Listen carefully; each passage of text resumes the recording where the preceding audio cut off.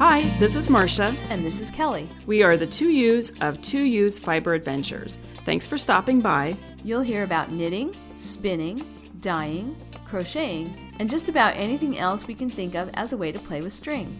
We blog and post show notes at 2usfiberadventures.com. And we invite you to join our 2U's Fiber Adventures group on Ravelry. I'm 100 Projects. And I am Better in Motion. We're both on Instagram and Ravelry, and we look forward to meeting you there. Enjoy the episode.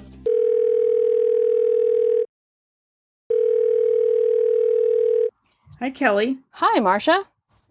Well, how are you doing in the smoke? Oh, well, it says our air is unhealthy today, but it doesn't look terrible. It's a little bit hazy. It's not as bad as it was. We were having that sort of weird orange sky for a few days, and it was so cold because no sun was getting through. Right. We had like really nice days. We had a couple of, this was 2 weekends ago, I think. We had, like in the 80s and 90s. It was beautiful outside, just gorgeous sunshine. And then it went from that to 50s. And just because the sun couldn't get through at all, it was just really cold. But the temperature is more, it's more like our normal temperatures today. And the sky is more, I mean, it looks like smog. It doesn't look like the apocalypse has happened. Yes. Those days that were like that, I thought, if I walked out onto the street, walked out my front door, and I saw zombies going down the street, I would not be surprised. I would just say, oh, okay, that's what's happening now. One more thing, just add it to the list. That's right. That's right. Well, it's I was just looking at my phone, and our air is listed as very unhealthy. It's not, looking out the window, it looks just sort of overcast. It doesn't look as foggy as it did. Thursday and Friday were really bad. I was out, my brother and I, we were running errands on Friday, and it just began to kind of get to me. Saturday seemed worse. And kind of that orange color in the air, not as bad as what you're experiencing, or as bad as we experienced, I think it was 2 years ago. Right. That orange cast to everything. But having said that, we are not experiencing what the people are experiencing who are actually in the fires. We haven't, we're just experiencing the smoke, not the, and the thing is that, the fires now, I'm reading about towns I've been to. Right. That are destroyed. So it's really hitting home. It's coming way closer in terms of people that I know and family members, colleagues. All of the fires this summer have come way closer to people that I know than they ever have in the past. Yeah. It's just huge and devastating. Yeah. And heartbreaking. For everyone who has lost their homes. I hope there's, that we don't have listeners who have lost their homes to the fire, but I would not be surprised to find out that we had. I know we had several people who listen who were evacuated in one fire or another. But we're muddling through. Yes. So anyway, but it sounds like you have a lot going on at your house. Oh, well, yeah. Yes. Do you care to talk about it, or is it better not to talk about it? Well, we have, just like I think in the last episode, the painters were here. So there's painting going on, and it's been in different parts of the house. But so we're having to keep out of different places in the house, depending on, what's happening that particular day. Now it's pretty much moved to the side entry and the breakfast room. That's the extent of it. So they're more confined. But Robert is pulling wire. In fact, I spent part of my morning this morning helping him pull wire in what will be my inside studio.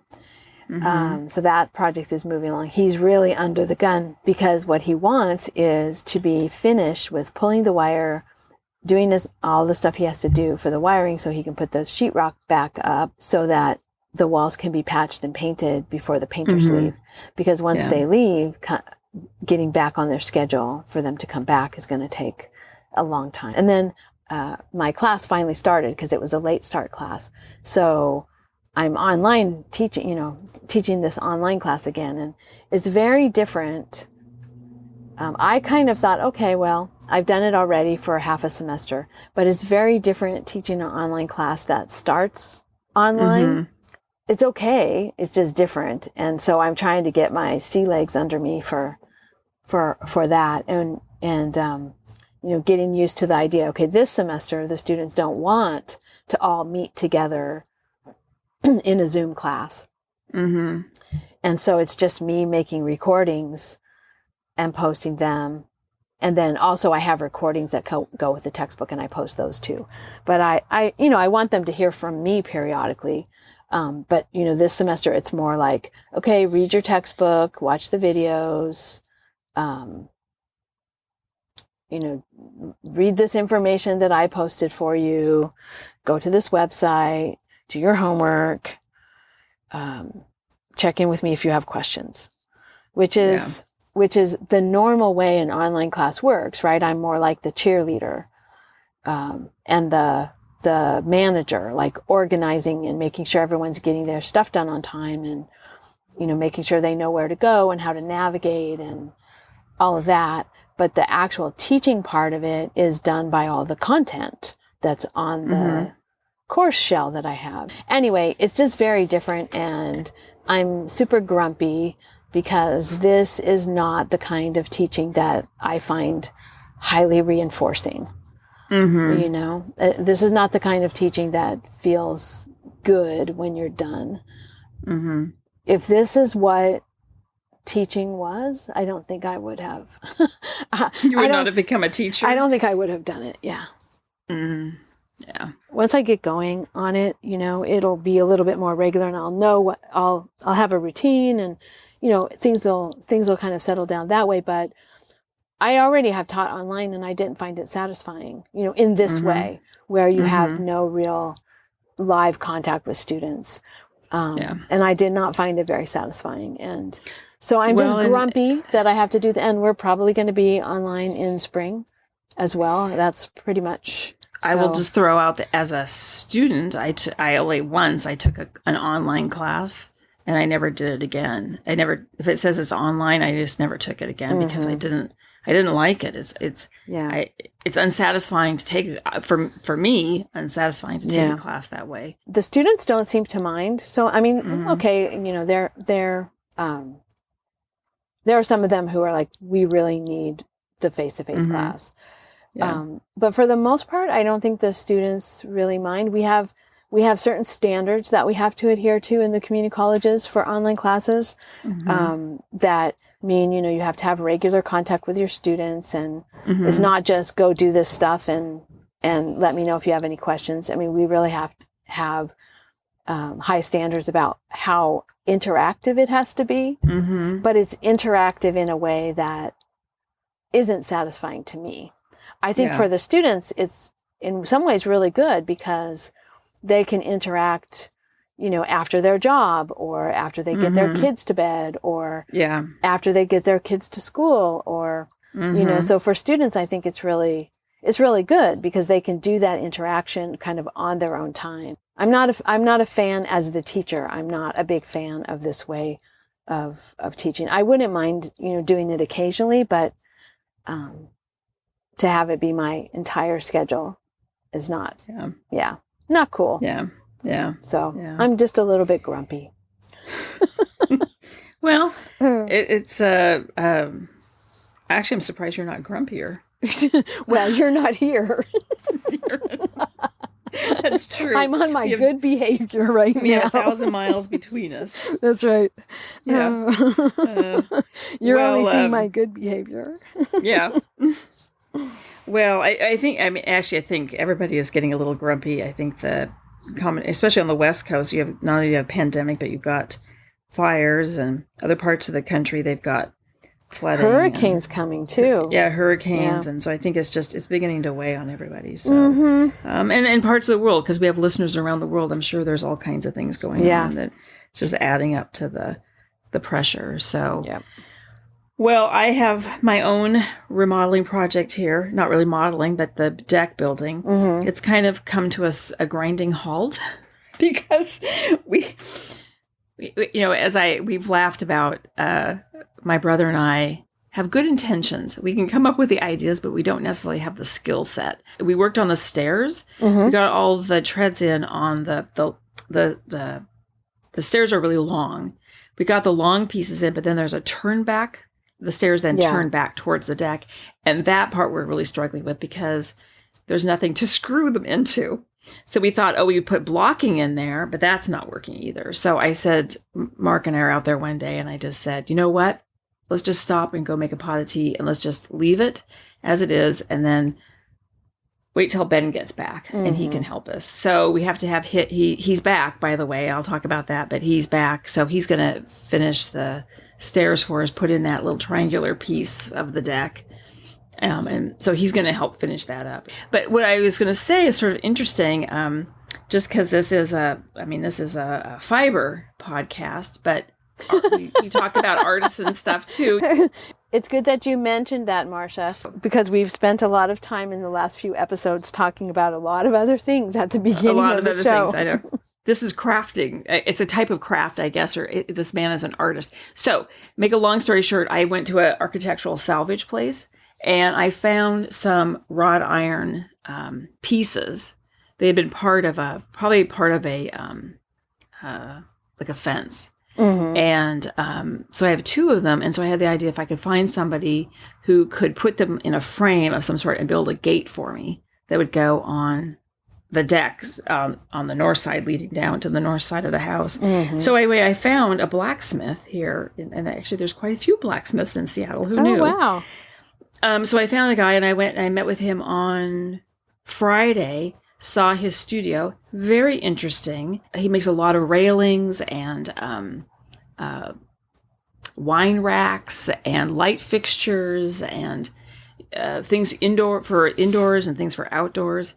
Anyway, in Seattle, sort of in Georgetown, there's a lot of light industrial down there and a lot of artists that are creating. They have these big warehouses with individual studios in them. And so he's in one of those spaces. And very interesting to see the forge that he uses to heat the metal, because what he's doing is he's not actually melting the metal. He's just heating it so he can bend it. And I was surprised how small the forge is. It's about, I would say, 14 inches wide and maybe about 8 inches high. Oh my gosh. And I was surprised. And what was interesting is he has two. One is gas powered, and the other one is induction. And his induction is created by magnets. So in theory, if you put your hand inside this, nothing would happen to it unless you had a ring on. Then you would have a problem.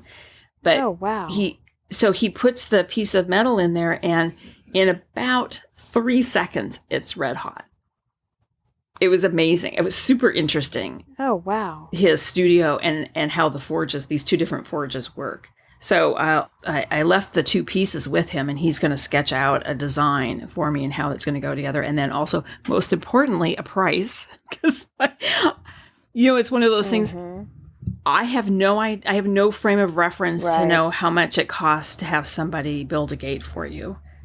I don't know. Are we talking the price of a cheap used car, an expensive used car? And I said to him, it was kind of funny because I said to him, we talked about kind of what we were thinking, because the other thing too is that I can't just tell him exactly what I want, because I don't know exactly what I want, because I don't know how the weight of the gate is going to be supported. I need some input from him, and so nice guy, really interesting to talk to him. But I asked him, I said, just ballpark, can you give me an idea of the cost? And he said, well, ballpark is a really big space. Oh my gosh. So I will report in. I may be getting it, or I may decide not to get it. I don't know. But that was just sort of interesting. So interesting to go visit places that are not necessarily fiber related, but they're artisans. Yeah. Yeah. So anyway. Cool. So we've been talking about all this now. Should we actually talk about projects? Let's do it. That are of the fiber type? Yes. So what do you have to report in? So I'm waiting with bated breath to find out about one particular project. Yes. So I have not done as much as I had originally planned, but I can say I have done 2 rows on my Sunny Bono jacket. Hey, congratulations. Thank you. That is not a big accomplishment because they're sleeve rows and it's size 19 needles. So I want to say maybe 25 stitches. Okay, well, Kelly, ask me how many teeth I've knit. How many teeth have you knit, Marsha? Not one. Oh. I haven't even pulled the project bag out of the bag. Oh, well, or the project out of the project bag, I should say. Oh, well. Yeah, well, I'm actually excited to get more than just those 2 rows done on the jacket because I have completely finished my Targhee Lamb sweater. Nice. Yeah, I put the buttons on yesterday and I wore it. Or put the buttons on in the weekend and I wore it yesterday. It was cool yesterday, so I wore it most of the day. Even though it's all lumpy because it needs to be washed and blocked. Yeah, it's beautiful. I really like it. I'm super happy with this. I was a little, this is not I'm super happy, but it's not one of those. I am super happy with it, period, end of sentence. Okay. I am surprised, though, that what looks like a significant shawl collar in the garment, when I put it on, is not the shawl collar that I really dream of. I don't know if you remember, in college, I had a black mohair sweater that I wore with a belt, and I wore it like a jacket. I got it at Goodwill, and I'm not sure if it was actually mohair or if it was acrylic, but it had a collar that went all the way down and back over my shoulders, significant shawl collar. Yeah. And I dream of being able to remake that particular sweater, just that big, giant shawl collar. And I think to get something that big, you not only need to do short rows to be able to make part of your collar deeper, you actually have to be able to make it grow in width. Because it's going around a bigger circumference. As it goes around your shoulders and the back of your neck, that's a bigger further down, that's a bigger circumference than just going around your neck, close to your neck. Right. And so just a 1x1 ribbed shawl collar construction with short rows to make it deeper in the back doesn't do that. It's not a bigger circumference at the edge of the shawl collar. Right. Than it is when it's going around your neck. So I'm looking at it. So does it, when you wear it, does it sort of pull up a little bit and just, what does it do when you wear it? When I wear it, it becomes a shawl collar that's about 2 inches. Yeah, so it doesn't fold in the middle. So like the shawl collar, the collar part is not starting in the middle of the collar. Like it's not like a hat ribbing. Like if you think of the ribbing of a hat where it folds in half and then you have the stockinette. So the collar isn't like folding in half, and it's definitely not folding closer to the neckline. It's folding kind of closer to the edge as it goes around the back of my neck. And that's because, it's not that I bound off too tightly because I don't have a tight bind off. It's just that it needs more. It's like it needs to be more circular. It needs more fabric back there. Yeah. It needs to be like a circular shape, a crescent-y shape, as opposed to just a deeper piece of ribbing. Yeah. So I'm still on the prowl for a sweater that has a gigantic shawl collar. Yeah, and I'm looking at other projects, and none of them have a big, ginormous shawl collar. Right. And none of them, well, many of them are not folding over past the area, I guess, where you pick the collar. Yeah. And I kind of thought like, oh, I'd like that collar to be bigger when I saw the pictures, the project page pictures. But then when I made it, I thought, okay, well, my row gauge is just making it so it is bigger, because this looks really good. But once you put it on, it goes back to being the kind of skimpy shawl collar. And when I say that, that makes it sound like I don't like it. Kind of skimpy is really negative. Maybe like it's a normal size shawl collar, and I'm looking for extreme shawl collar. Well, do you remember I made Little Wave by Gudrun Johnston? And I'm actually looking at this right now because it's the same thing. It doesn't, when you wear it, it ends up being a stand-up collar. Oh, it doesn't even become a shawl collar. Yeah. And I'm just looking at it here on Ravelry. As I recall the pictures of it, it looked like a shawl collar. You know, where it turns back and it doesn't go beyond the collar where you pick up stitches, but it is right at that in point. half, yeah. Yeah, at least in half, and mine never does it. It's just it just becomes a stand-up collar. Yeah. So and maybe some of our more experienced sweater knitters or even sweater designers could explain, like, how do you get a shawl collar that's really like a shawl collar? Actually, I should go back and look at how my Orca's Run sweater was constructed, because that shawl collar is pretty significant. The only thing about that one is that the way the collar is on the sweater, the collar is always laying down. When you zip it up, the collar is laying down. I would like one where if I wanted to button it all the way up, it would be up big around my neck. And then if I didn't button it all the way up, it would be like big and deep over my shoulders. So I knew that this sweater was not going to do that. I knew it wasn't going to be that extreme, but I did think as I was knitting it, oh, this looks big enough. This is good. But off the body and then on the body are two different things.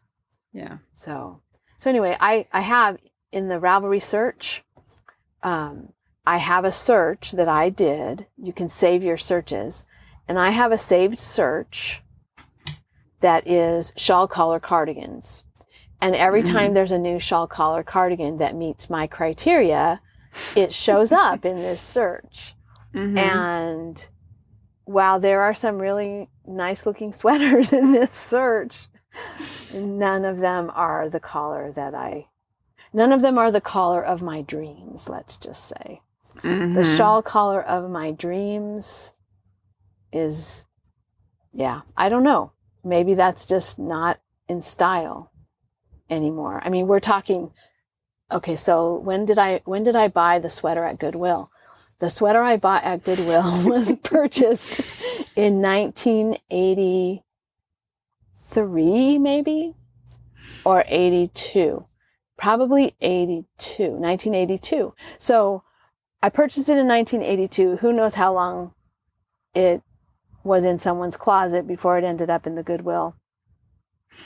I think your problem, Kelly, is you're trying to knit something that's not in style anymore. If you bought this sweater in 1982 at the Goodwill, it's been out of style for a while. No, I'm joking about that. But actually, I'm looking at your page. I just see that all of your shawl collars here. And none of them are significant. Like, I think I know what you want. You want a substantial, significant if shawl you look collar. on my project page at the green sweater that I crocheted, that one actually has the collar that I like, but the rest of the sweater isn't.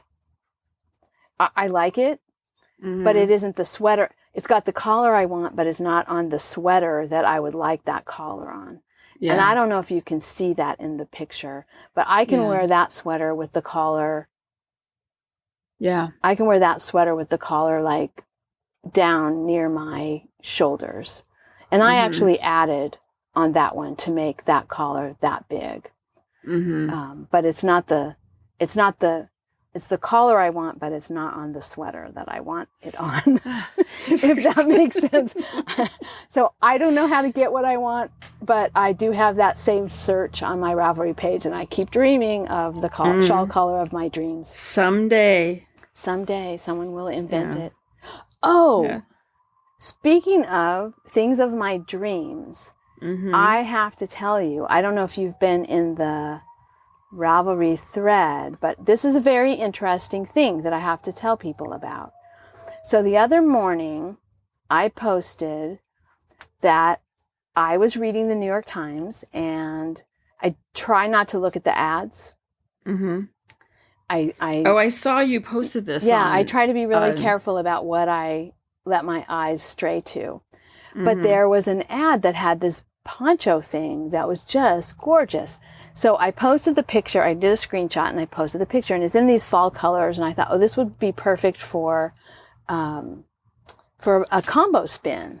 Yeah. And a big button, and the collar kind of rolls over, kind of that same idea of a shawl collar, but it's not a sweater, it's a poncho.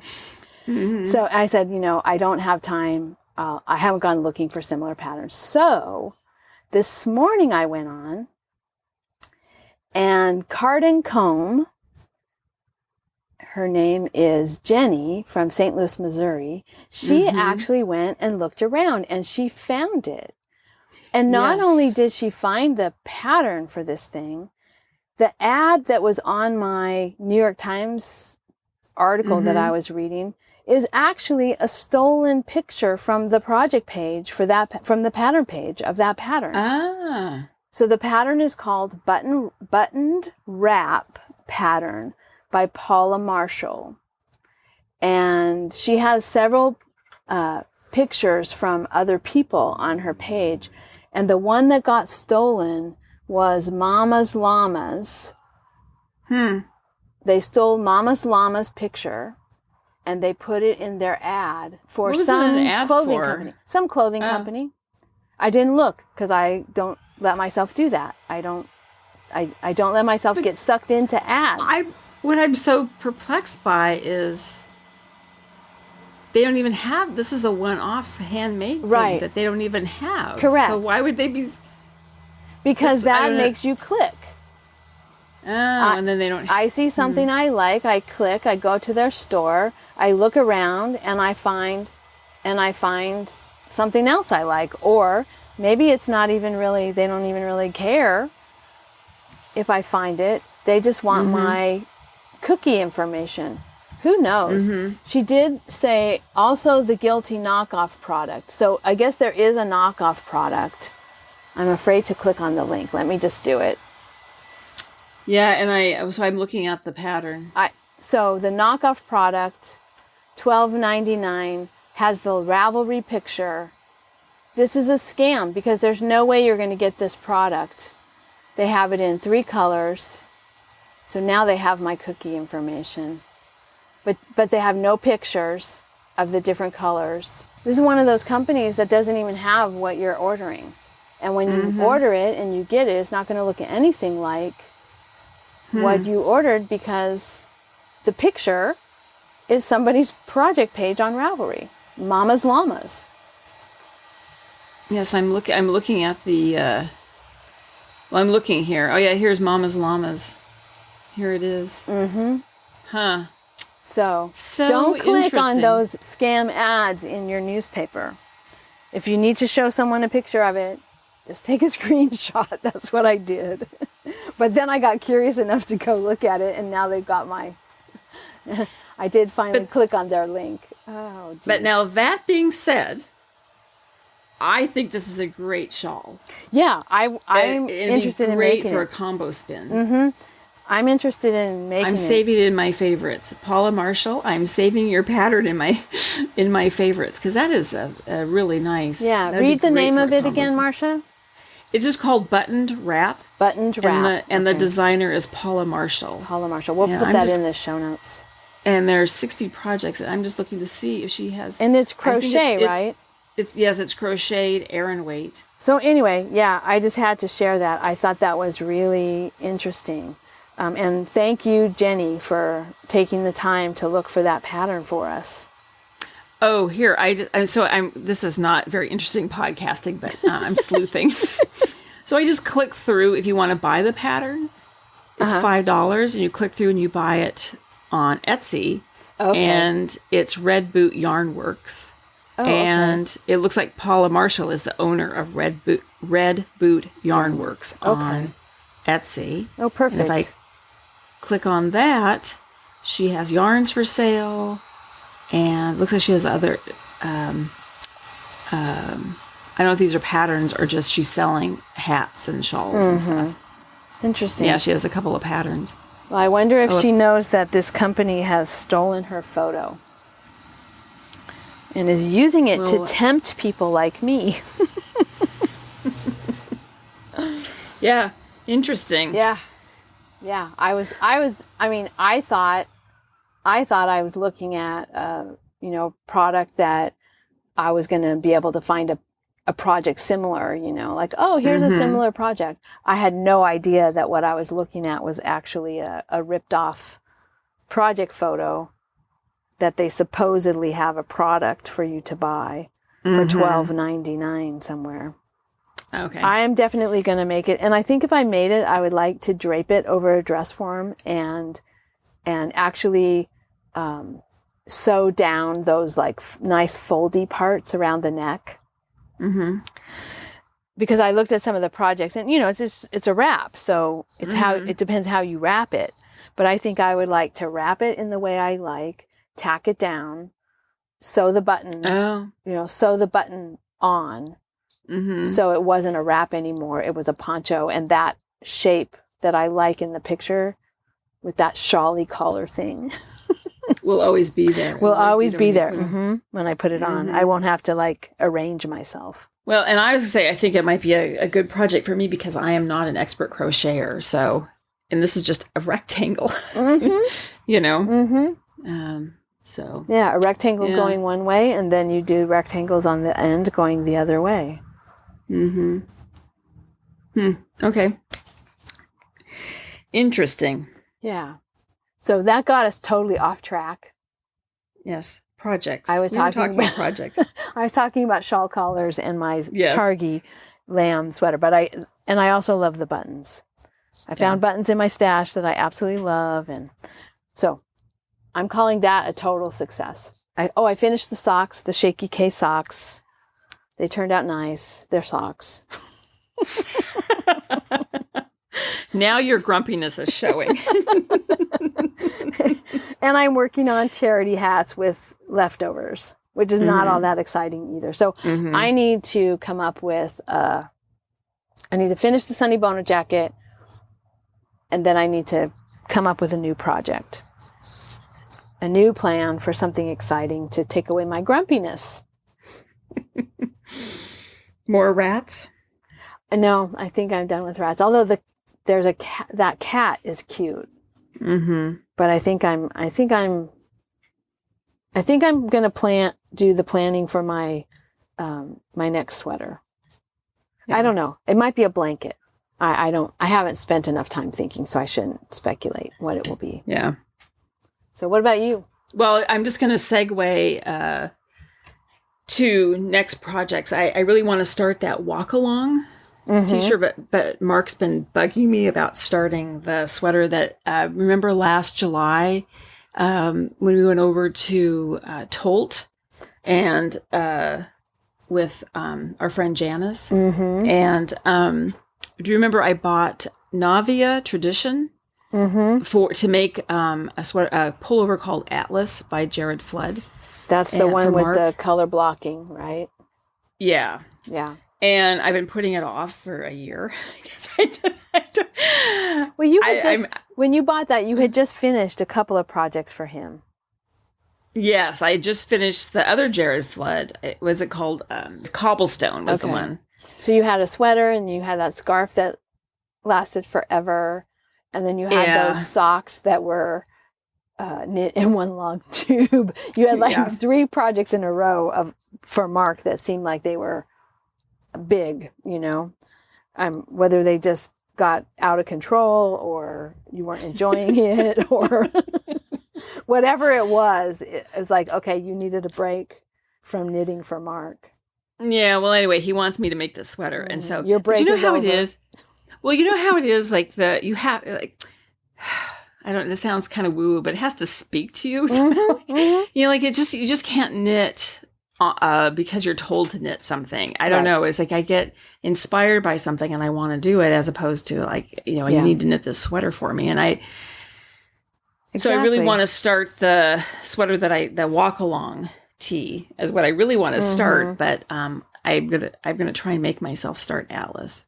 The good news about Atlas is I think it's pretty. Let me click on the pattern again. The gauge is 20 stitches in 4 inches. What is I don't know what the needle size is now. I can't remember. 8s.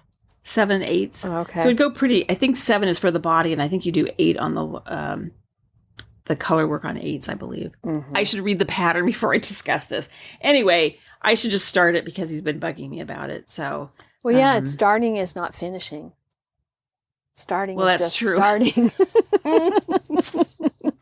Oh God.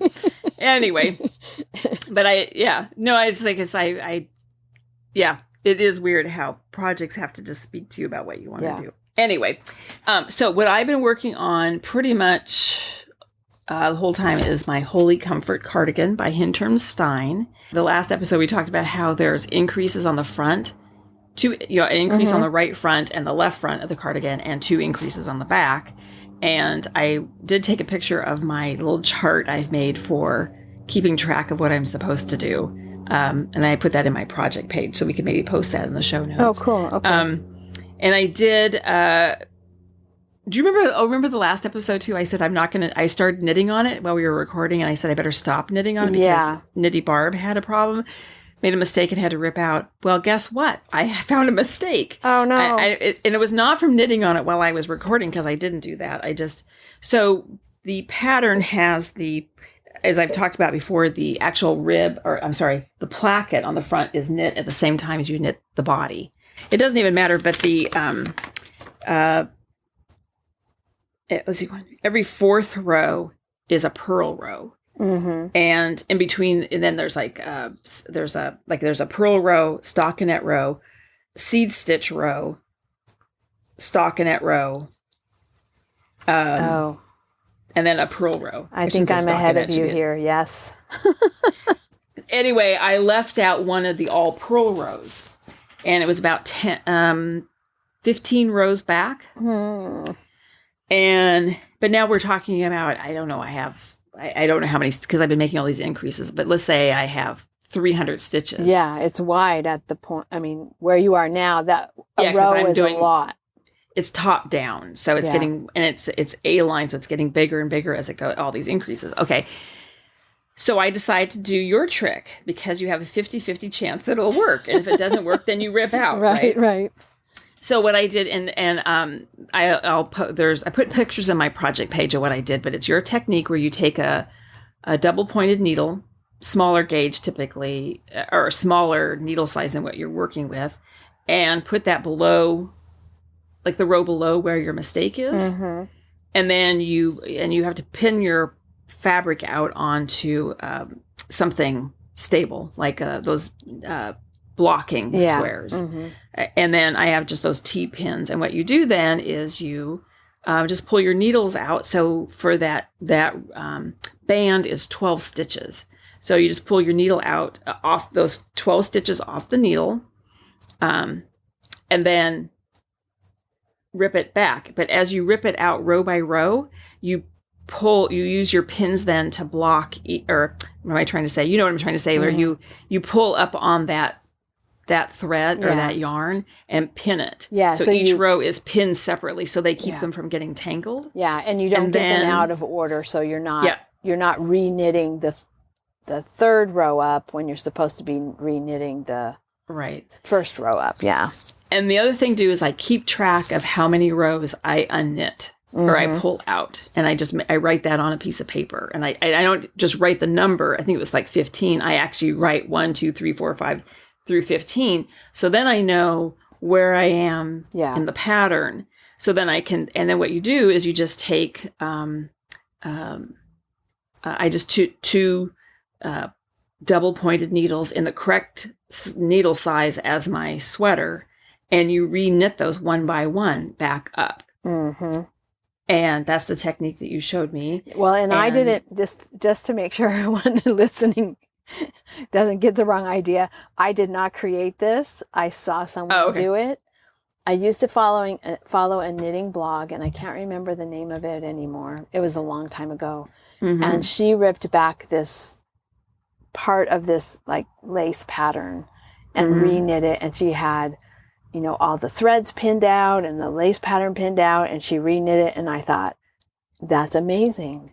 Mm-hmm. And so the next time I had a mistake, I went and got that blog post and reread it and did exactly what she did. And yeah, it's a great thing to try, because worst case scenario, you try it and it doesn't work and you have to rip it out, which is what you were going to do anyway. So yeah. So, and I timed myself. It took me an hour. Okay. I timed myself. It took me an hour. Okay. 58 minutes. Yeah. To do this. So significant amount of time, but nothing like what it would have taken you to not only rip out, but and to rewind, but then rows, reknit those rows. Wow. Yeah. Yeah. So I recommend it. And now this was on the edge. That's hard, the placket, but it works just as well in the body, you know, in the middle of your knitting. It works easier in the middle. I think doing that on the edge is difficult.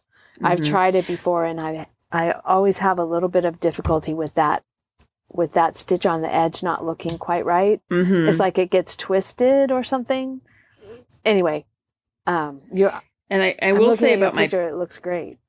Well, and I will say the finished picture, you can see there's one sort of little stray loop kind of, but that's gone. I took the picture before I unpinned it, and then I started, you know how you kind of stretch it a little bit to get everything to fall back in place. So that little loop that shows in the picture is actually gone now. I did try this technique, Kelly, with the linen, a linen t-shirt I made, and it does not work on linen. Oh, yeah. You can't stretch it back into order. Yeah. It's not forgiving. Yeah. You can fix the mistake. You can, yes. But you can see what you reknit, right? Is that what you're talking about? Yeah. Yeah. Yeah. You can physically do it. It just doesn't look good. Yeah. So anyway, so that's, and I've knit probably 8 inches of the body down. Nice. You're making good progress. I'm making pretty good progress. I've been working. I mean, well, you know, Kim is still with me. I think she's probably going to go home.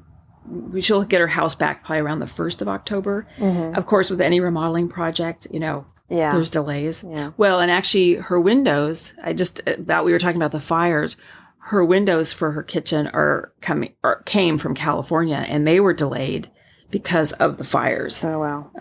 They couldn't. So that delayed the whole project. So she'll be here about a month longer than was planned. But we've been doing a lot of watching of Netflix in the evening. So I'm getting quite a bit of knitting done because there's a lot of viewing going on. Yeah. Well, that's good. So anyway, but that's it for projects. The other thing that I was working on was I was spinning the cotton. And we talked about that last week, about plying it and how I have to split it between 2 bobbins. And I have a little, since we last talked, I didn't even touch it. So I did not finish it in time for our summer spin in, but there was too much going on. Well, and there were a lot of people who mentioned that either they finished one thing, but they weren't able to finish the next one, or even if they weren't able to finish the one that they were working on, they got enough inspiration to get going. And I think that's the same thing for you. You had the inspiration of the summer spin-in. You did spin other things, and then you got inspired to start on this cotton that you'd have for a while. So I would still consider that a win, even though you didn't finish the skein. Yeah. So I will finish it and all, but it's just now now there's no pressure. Right. There was a lot of pressure. I was like, oh, I have to go every night. I got to spin on that because I got this September 7th deadline, and then I didn't make my deadline. So anyway, that's all right. Yeah. So Kelly, this is a good another good segue into the summer spin-in. Yeah. So it ended on September 7th, and just like you, Marsha, there were some people who weren't quite finished, but a lot of people got inspired to either work on things or actually finish things. I'm just like blown away by the activity and the engagement that we had in this. It was so fun to see everybody there and hear about their projects. We had 126 entries in the handspun skein thread, and we had 38 entries of finished objects made from handspun.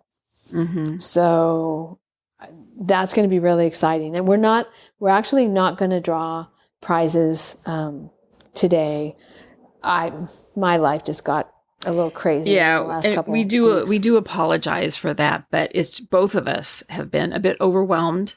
You with painting and electrical work and school starting, and me with the deck and other projects around the house. So we think we're just going to wait, and so we can really give and discuss some of the projects too in more detail. What I want to do justice to the work. Do justice to everyone's effort. Yeah, that people did. There's some things in there that I noted to myself. Oh, I want to talk about this, and there's some that I haven't even seen yet. At a certain point, I just stopped being able to go into the finished object threads to take a look. So I want to catch up on that, and then we can draw winners next time. So we'll have two project bags or two bags from Three Green Sisters, and they currently still have a coupon code for us. It's a 15% savings.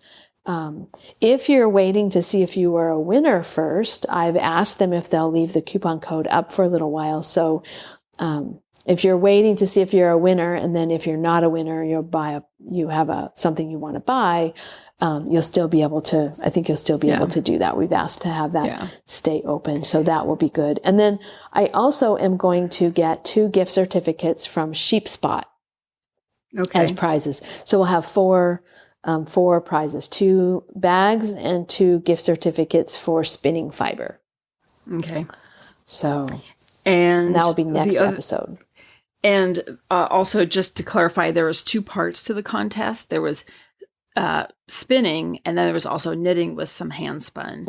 Or so crochet or weaving. Or crochet, yes. But doing something with handspun. Yeah. We're going to wait till next time we record to also announce the winner of that part of the contest as well. Yeah, both. So, we'll draw from both of those threads for prizes. We apologize to listeners if they were waiting to find out the winners in this episode, but we are human and life just got in the way. So we want to give it it's the full justice. So we'll announce. Yeah, I don't want to talk about spinning projects while I'm grumpy.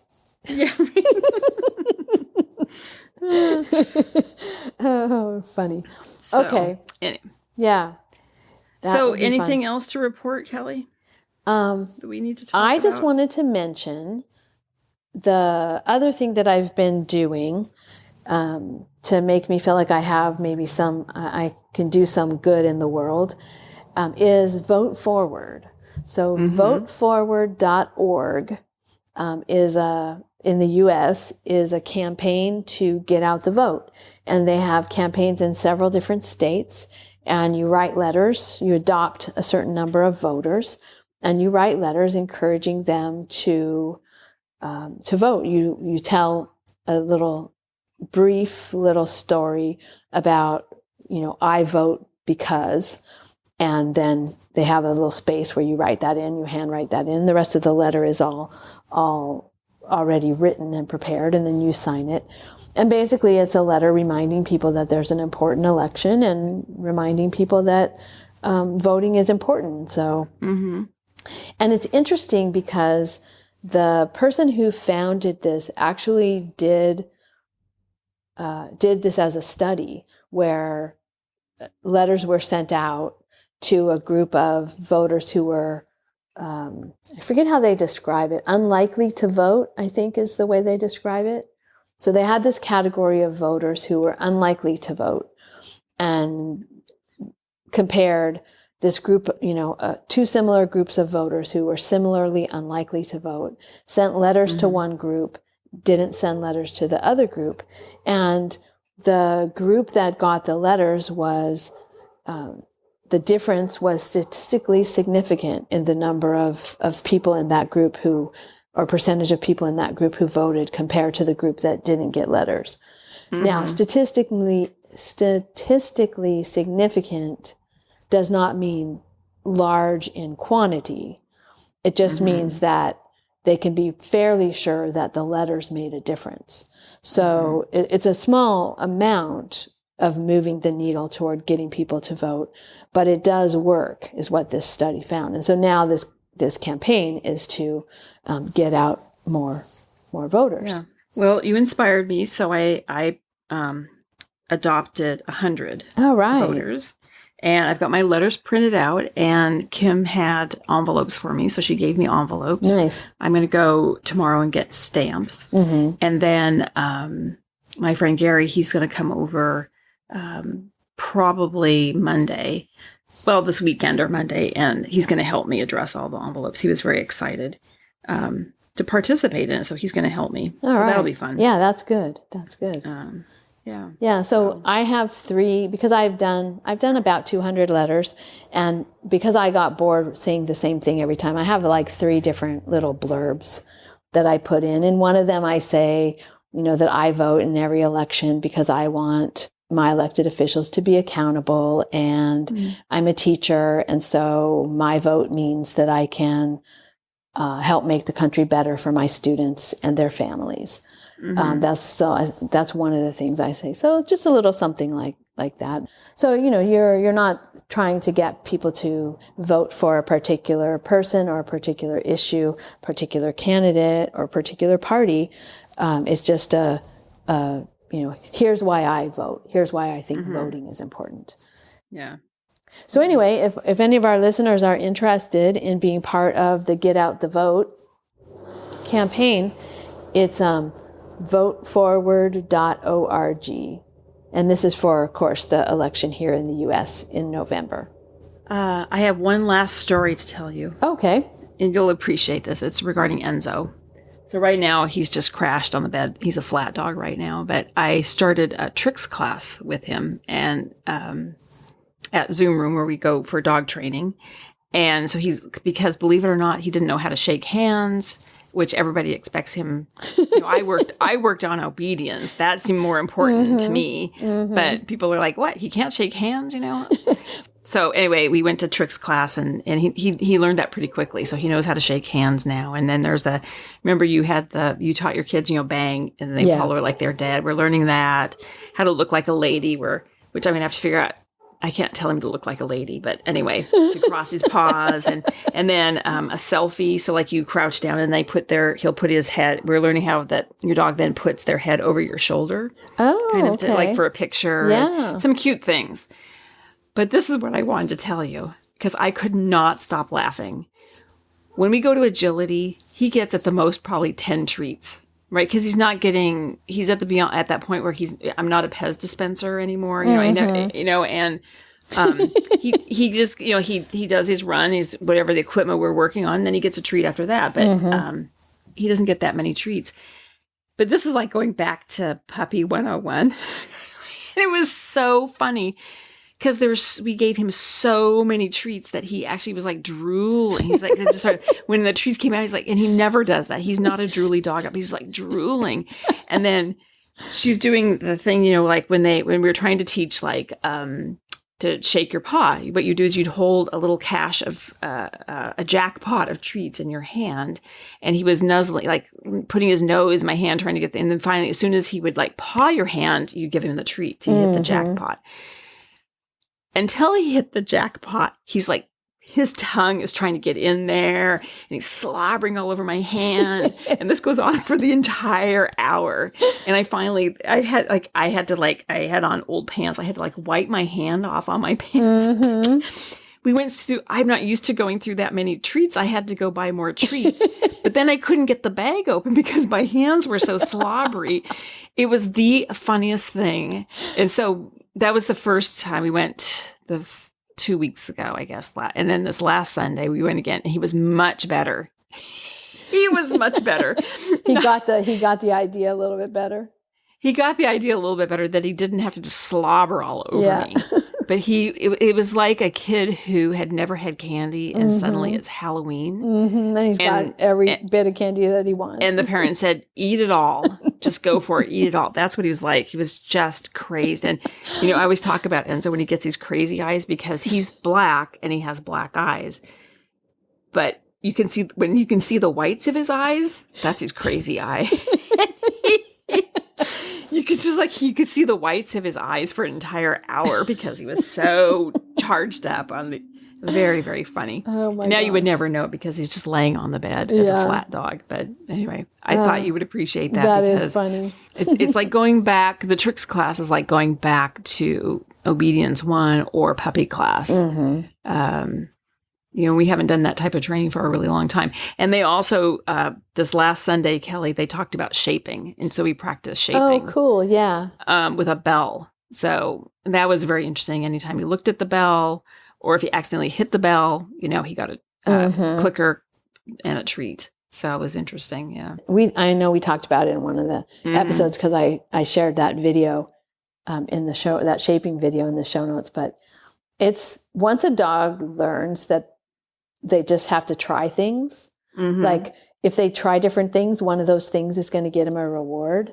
Yeah. It's like I don't know.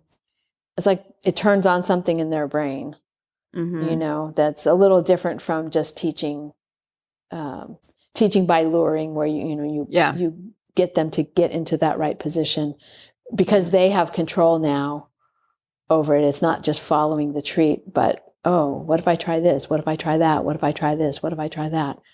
It's pretty interesting, yeah. But I was laughing so hard at him in class that the next Sunday, Lexi, the instructor, I said to her, I just have to tell you why I was laughing. I was not like you or anything that you were doing or anything in the class. It was just my dog and his uncontrollable slobbering. It was so funny. Anyway. That is funny, Marsha. Yeah.